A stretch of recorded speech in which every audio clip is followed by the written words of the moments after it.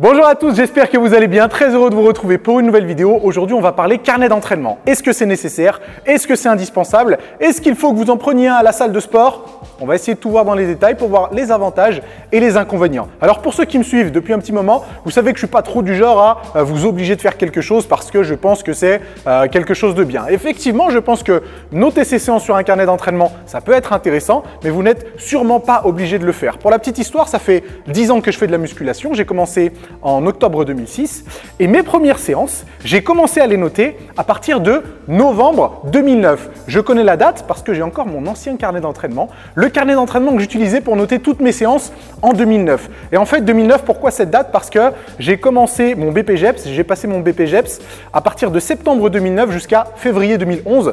Donc je pense que c'est un petit peu pour ça que j'ai commencé à noter mes séances d'entraînement pour essayer d'avoir la structure la plus intéressante possible. Et ce carnet d'entraînement, ou plutôt ces carnets d'entraînement, je les ai conservés durant toutes ces années parce qu'honnêtement, c'est toujours marrant de voir un petit peu les performances qu'on avait il y a 4, 5 ou 6 ans.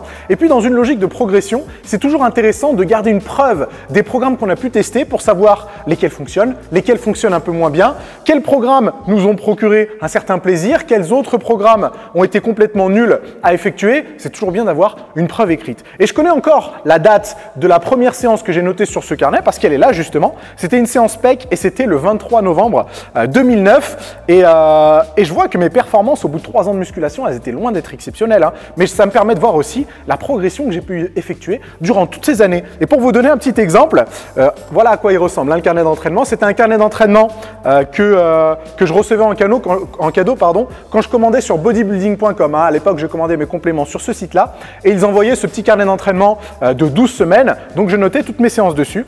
Et à cette époque-là, le 23 novembre 2009, la séance PEC que j'avais fait ce jour-là, je commençais avec du développé couché aux haltères et mes performances, elles étaient loin d'être exceptionnelles. Hein. J'ai noté une série de 7 répétitions à 36 kg et c'était ma meilleure performance. Comme quoi, ça permet de voir un petit peu la progression qui a été effectuée durant tout ce temps. Et au final, mes séances d'entraînement, j'en ai un paquet. Vous imaginez, j'ai ces 3 carnets d'entraînement qui sont remplis complètement. Donc 2 carnets d'entraînement issus de bodybuilding.com, un carnet d'entraînement que j'ai eu avec Optimum Nutrition. Ils sont tous pleins à craquer et en plus de ça, j'ai aussi noté, après les carnets d'entraînement, je suis passé à quelque chose d'un peu plus moderne. Donc, je notais tous mes entraînements, tous les programmes par lesquels je passais dans un fichier Excel, et je conservais en fin de compte toutes mes performances pour avoir une preuve et savoir exactement si le programme que j'ai pu suivre a fonctionné ou non. Mais la question du jour, est-ce qu'un carnet d'entraînement va être intéressant pour vous? Pour moi, c'est un petit peu normal d'en tenir un parce que c'est mon métier. Je suis coach sportif, donc c'est limite indispensable d'avoir un carnet où je peux recenser toutes mes séances d'entraînement. Mais pour vous,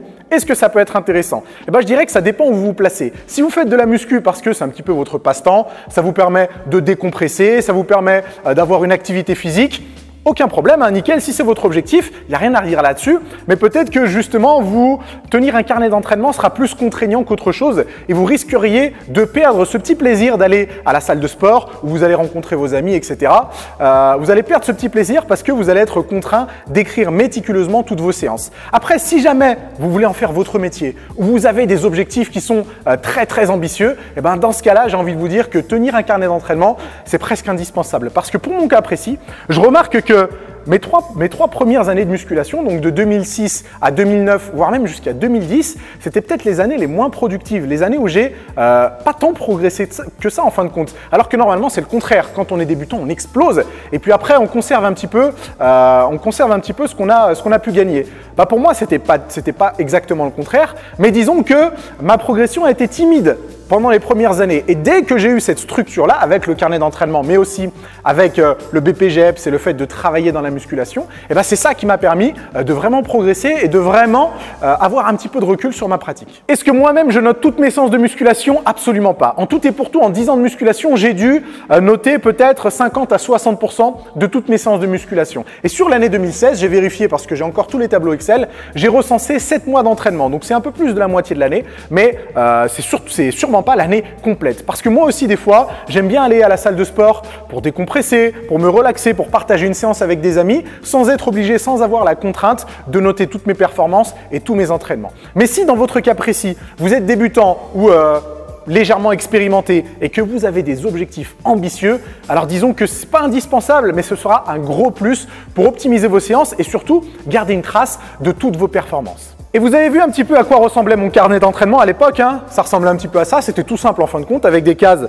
pour les répétitions, les charges, les exercices, et je mettais même une note sur chacune de mes séances. Aujourd'hui, je fais un petit peu différemment. Donc en général, je prends un bout de papier, tout simple, j'écris ma séance du jour avec le nombre de séries, le nombre de répétitions, la charge utilisée, et après je recense tout dans un tableau Excel, je vous mets une capture d'écran, et à partir de ce tableau, je fais des graphiques pour voir un petit peu comment mes performances ont évolué. Encore une fois, je le fais pas toute l'année, mais disons que la grande majorité du temps, c'est exactement comme ça que je procède pour garder une trace de mes entraînements. Et en fait, en général, ce que je fais, c'est que quand un programme me plaît, que j'ai réalisé dans le passé et qu'il m'a plu, que j'ai eu de bonnes sensations, et ben disons que 6 ou 8 mois après, et ben je vais reprendre ce même programme, et étant donné que j'ai toutes mes performances établies avec les temps de récup, les tempos d'exécution, etc., je refais exactement la même séance et je peux voir en fonction de mes performances si j'ai effectivement progressé ou non. Certaines fois, ça fonctionne parce que le programme d'entraînement, j'y ai très bien répondu et du coup, mes performances explosent. D'autres fois, la progression est un peu plus timide et je sais que là, c'est peut-être pas un protocole qui me correspond ou en tout cas, je prends les dispositions nécessaires pour que la prochaine fois, je puisse progresser un petit peu plus. Et voilà les amis, c'est tout pour aujourd'hui. J'espère que ça vous a plu. Si vous voulez continuer à en discuter, ça se passe dans les commentaires. Si vous vous demandez où trouver ces tableaux Excel, ils se trouvent dans les programmes Fitmass. Il y a un tableau pour chaque programme avec toutes les séances répertoriées. Vous n'avez qu'à rentrer vos performances dans les cases qui sont pré-remplies et ça vous crée automatiquement des graphiques vous montrant votre progression. Si la vidéo vous a plu, un pouce bleu, on s'abonne, on partage et on se retrouve très rapidement pour du nouveau contenu.